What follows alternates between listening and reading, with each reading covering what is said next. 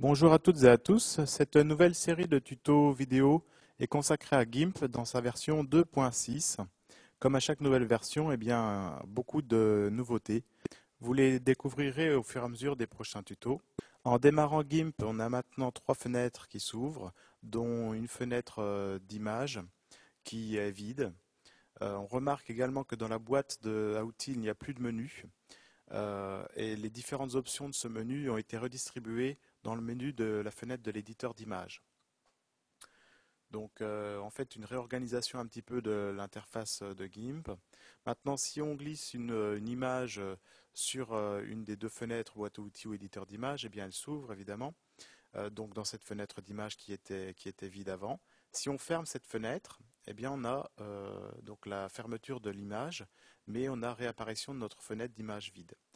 Si on ferme cette fenêtre d'image vide, eh bien on quitte le logiciel GIMP. Maintenant, dans le menu Fichier, on a un nouveau bouton qui s'appelle Créer, qui permet plusieurs possibilités, dont la réalisation d'une image à partir d'une capture d'écran. Pour cette capture, on peut choisir une région précise à capturer, que l'on va dessiner sur l'écran, donc grâce à la petite croix qui s'affiche. On fait un clic gauche, on maintient un clic, on lâche, et ça ouvre la sélection dans GIMP. Et on va pouvoir donc éditer cette image de capture d'écran à l'intérieur du logiciel. Si vous voulez scanner des photos à partir de votre scanner, eh bien, il faut choisir le bouton Xan, donc qui est un utilitaire gérant les scanners.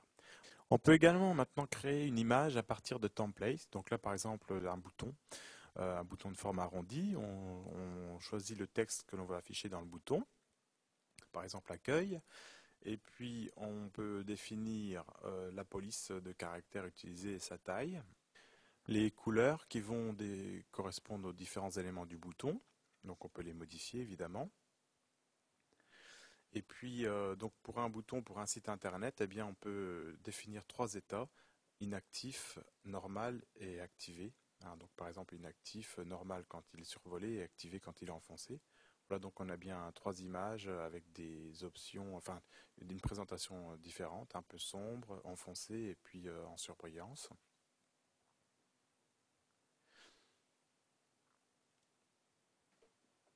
Donc, si on fait un autre essai, par exemple, en choisissant dans la catégorie logo le modèle givré, eh bien, dans la fenêtre qui apparaît, on a différentes options qui permettent de personnaliser ce modèle.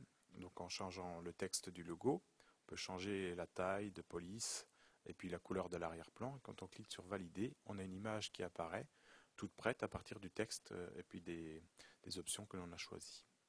Voilà, donc je vous laisse expérimenter les différentes possibilités de ce nouveau bouton créé.